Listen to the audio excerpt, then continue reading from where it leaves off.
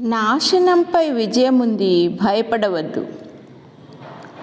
మరియు యెహోవా యెహోషువతో ఇట్లనెను, భయపడకుము, జడియకుము. యుద్ధ సన్నద్ధులైన వారిని అందరినీ తోడుకొని హాయి మీదికి పొమ్ము. నేను హాయి రాజును, అతని జనులను, అతని పట్టణమును, అతని దేశమును నీ చేతికి అప్పగించుచున్నాను.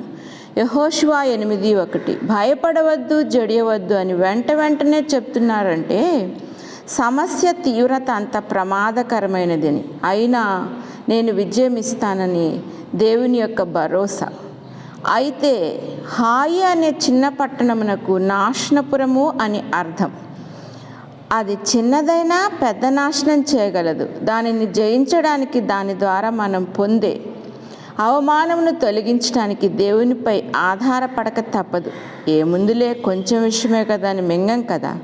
అది కొంచెమైనా పెద్ద ప్రమాదానికి దారి తీస్తుంది. విషం కక్కాల్సిందే, అప్పుడు అది మనకు క్షేమం. అందుకే యెహోషువ హాయి మీద ఓటమి గురించి ప్రార్థిస్తూ, అయ్యో ప్రభువా యెహోవా, మమ్మను నశింపచేయనట్లు అమోరీల చేతికి మమ్మను అప్పగించుటకు ఈ జనులను యోర్దానును నువ్వెందుకు దాటింపచేసితివి? మేము యోర్దాను అవతల నివసించుట మేలు. ప్రభువా కనికరించుము. ఇశ్రాయేలీయులు తమ శత్రువుల ఎదుట నిలవలేక వెనుకకు తిరిగినందుకు నేనేం చెప్పగలను? కనానీయులు ఈ దేశ నివాసులందరినీ విని మమ్మల్ని చుట్టుకొని మా పేరు భూమి మీద ఉండకుండా తుడిచివేసినట్ల ఘనమైన నీ నామమును గూర్చి నీవేమి చేయదు అని ప్రార్థింపగా. యెహోషువ 7:7-9.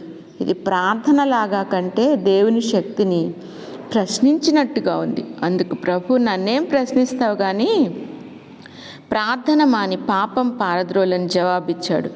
దీంతో ఉలిక్కిపడ్డ జాషువా తేరుకొని ప్రజలను సమకూర్చి పాపకారణం కనుగొని దాని నుంచి విడుదల పొందారు.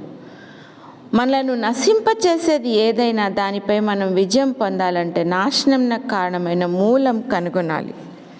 ఎప్పుడైతే దేవుడు దానిని మనకు తెలియచేస్తాడో, దానిని ఒప్పుకుంటే ఇక ఆయనే మనలను ముందుకు నెడతాడు. ఇక పోండి, ఆ నాశనపురాన్ని, దాని రాజును, దానిలోని వారిని అందరినీ అప్పగిస్తానంటాడు. అందుకే దావీదు భక్తుడు, యెహోవా కొరకు నేను సహనంతో కనిపెట్టుకుంటుని, ఆయన నాకు చెవియొగ్గి నా మొర ఆలకించెను. నాశనకరమైన గుంటలో నుండి, జిగటగల దొంగ ఊబిలో నుండి ఆయన నన్ను పైకెత్తెను. నా పాదములు బండ మీద నిలిపి నా అడుగులు స్థిరపరచును అన్నాడు. కీర్తనలు 40:1-2. క్రీస్తే మన బండ. 1 కొరింథీ 10:4. ఆ బండ మీద నిలబడటం అంటే ఆయన ఆజ్ఞలను అనుసరించటమే. అందుకే యేసుప్రభు జక్కయ్యను కలుసుకున్నప్పుడు, జక్కయ్య, నేను ఎవని యొద్ద అయినను అన్యాయంగా దేన్నైనా తీసుకుని వెళ్ళదాన్ని మరలా 4 గంతలు చెల్లిస్తాను, నా ఆస్తిలో సగం బీదలకు ఇస్తానని తనను లోకం చేత పాపి అని వేలెత్తి చూపిస్తున్నదేదో ఎరిగినటువంటి వాడే తన ఎరుకలేకనే ఒప్పుదలలోనికి వచ్చాడు. వెంటనే ప్రభు అన్నాడు, ఇతడును అబ్రహాము కుమారుడే, నశించిన దాన్ని వెతికి రక్షించుటకు మనిషి కుమారుడు ఈ లోకానికి వచ్చానన్నాడు. ఇది విజయం కాదా?